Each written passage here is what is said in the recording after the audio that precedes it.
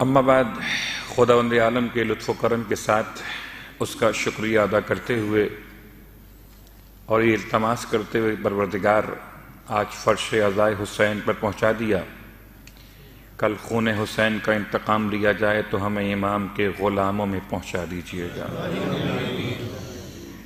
یقیناً انسان فرش عزائے حسین پر بھی آتا ہے تو توفیق خدا ہے، اور امام زمان کے لشکر میں شامل ہوگا تب بھی توفیق خدا ہی ہوگی۔ اپنے مقام پر انسان کے اعمال ایک بہت بڑا عنوان، ایک بہت بڑی اہمیت کے حامل ہیں، اور اعمال سے زیادہ انسان کے لیے اس کے عقیدے کا مسئلہ۔ بہت آسان سی بات ہے کہ جب کبھی آپ محسوس کرتے ہیں کہ درخت کمزور ہو رہا ہے تو پتوں کو، اس کے پھولوں کو، اس کی شاخوں کو صرف پانی پہنچانے سے، صرف صاف کر دینے سے درخت مضبوط نہیں ہوتا۔ درخت کی مضبوطی جب بھی ہوگی تو جڑ میں پانی ڈالنے سے ہوگی۔ جب انسان کا عقیدہ مضبوط رہے گا تو انسان کے اعمال بھی خدا کی بارگاہ میں مقبول رہیں گے۔ تو کل جو بات ہم کر رہے تھے قربت کے اعتبار سے، تو ایک جملہ سن لیجئے کہ خدا وہ عظیم ذات ہے جس سے قربت نہ معنی کے لحاظ سے، نہ زمان کے لحاظ سے، اور نہ مکان کے لحاظ سے۔ خدا کسی مکان میں رہتا نہیں ہے کہ ہم اس مکان کے پاس پہنچ جائیں تو خدا سے قریب ہو جائیں گے۔ قربتاً الی اللہ، حیات کے حقوق ادا کرتے ہوئے، اپنے بچوں کی تربیت کرتے ہوئے، اپنے خاندان والوں سے اچھے تعلقات قائم کرتے ہوئے، اپنے مومن بھائی کا خیال کرتے ہوئے، مسجد میں آ کر مسجد کا احترام کرتے ہوئے، قربتاً الی اللہ، قربتاً الی اللہ، خدا سے قریب ہونے کا مقصد کیا ہوگا؟ صلوات پڑھیں محمد و آل محمد۔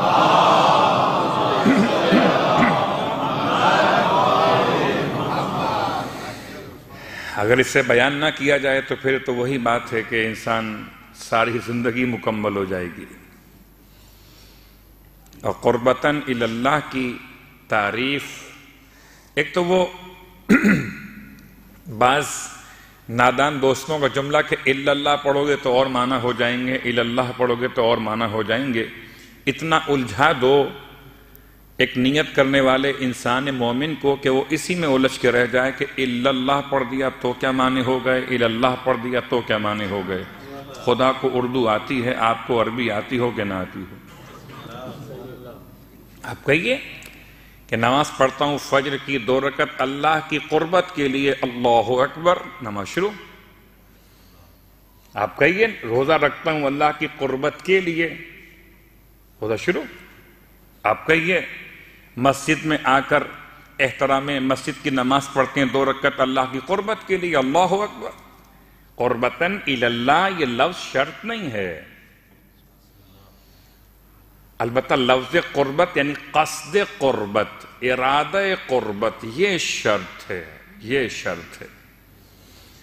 آپ کسی نماز کے بارے میں آپ تعین کرنا بھول گئے کہ واجب ادا پڑھ رہے تھے، واجب قضا پڑھ رہے تھے، ٹھیک ہے، اس میں فقہی مسائل آئیں گے پھر کہ کس حد تک نیت کو تبدیل کرنا ممکن ہے، بعد میں یاد آ گیا تو کیا کرنا چاہیے۔ لیکن اگر کوئی قصد قربت ہی بھول جائے، صلوات پڑھے محمد و آل محمد، سب پتہ۔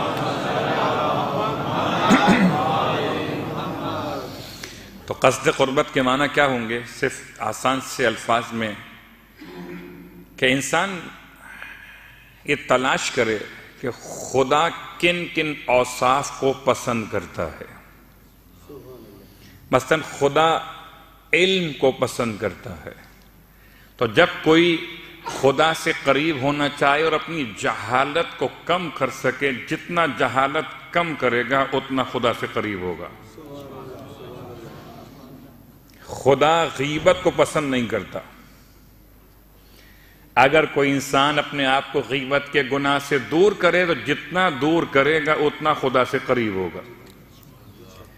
خدا غنا کو خدا آواز لہو و لعب کو پسند نہیں کرتا۔ انسان اپنے آپ کو جتنا اس گناہ سے دور کرے گا اتنا خدا سے قریب ہو جائے گا۔ تو خدا سے قربت کے معنی یہ بنے کہ انسان اپنے آپ کو برائیوں سے اور خدا کی ناپسندیدہ باتوں سے جتنا دور کر سکے اتنا خدا سے قریب۔ صلوات پڑھے محمد و آل محمد۔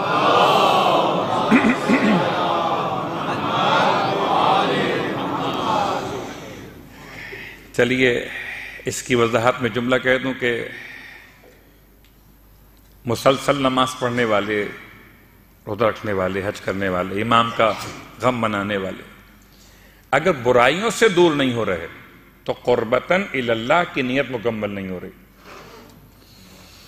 یعنی اگر انسان وضو کر کے بھی اپنے غصے پہ کنٹرول نہیں کر سکا، اگر نماز پڑھ کے بھی منکسر نہیں ہو سکا، متواضع نہیں ہو سکا، اگر روزہ رکھ کر بھی انسان غریب انسان کی مدد پر آمادہ نہیں ہو سکا، اگر فطرہ اور زکوٰۃ کو ادا کر کے بھی انسان مال کی محبت کو دل سے نکالنے میں کامیاب نہیں ہو سکا، تو سمجھے قربتاً الی اللہ کی نیت فاسد ہو گئی۔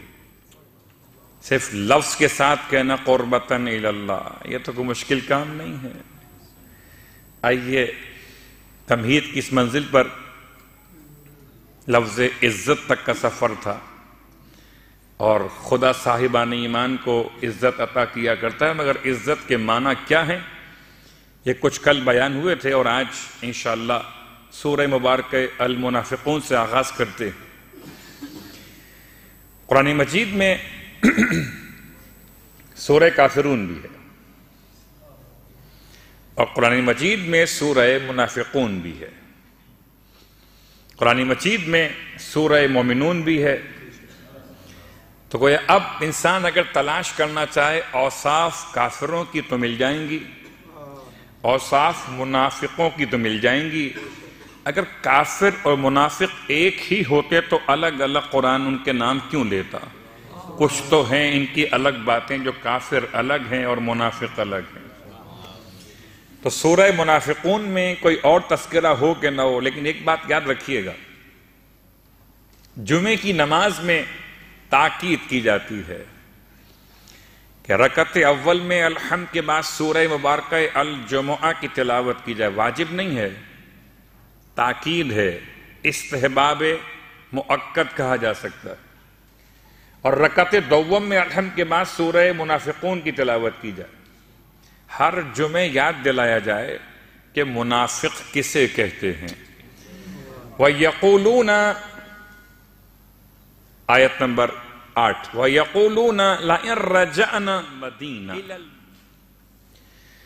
یہ کون لوگ ہیں جن کے بارے میں قرآن کہتا ہے یہ وہ ہیں کہ جو منافق ہیں، جو کہتے تھے لَئِن رَجَعْنَا، جب ہم پلٹ کے واپس آئیں گے، إِلَى الْمَدِينَةِ، غزوہ بنی المصطلق، مدینے کے باہر کے واقعات میں ایک ایسے قبیلے کا رسول خدا کے خلاف لشکر جمع کرنے کا ارادہ، پیغمبر کا جوابی جو اختیار آپ نے کیا عمل کہ آپ نے لشکر تیار کیا اور آپ مدینے کے باہر گئے اور کامیاب ہو گئے، غنیمت کا مال بٹ رہا تھا، اور اللہ کے رسول غریبوں کو، فقیروں کو مال عطا کر رہے تھے۔